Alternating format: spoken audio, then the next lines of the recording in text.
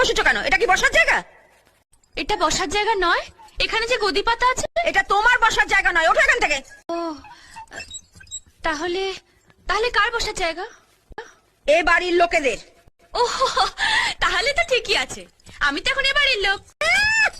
এ বাড়ির লোক? কোথাকার কে অজাত কুজাত? চুপ, একদম চুপ। তখন থেকে উল্টো পাল্টা বকে যাচ্ছে, অজাত কুজাত। তুমি জানো আমি কে?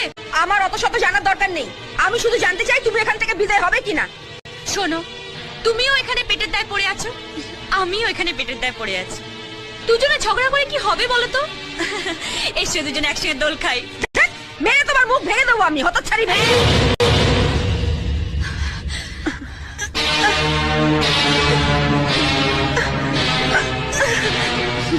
কথায় কথায় ছোবল মারার অভ্যেসটা এবার ছাড়ো মনসা দেবী। এখন থেকে এই বাড়িতে শুধু সাপ থাকবে না, সাপুরেও থাকবে। বস মানলে ভালো, না হলে বিষ দাগটা ভেঙে সোজা ছাপির ভেতরে চালান করে দেবো।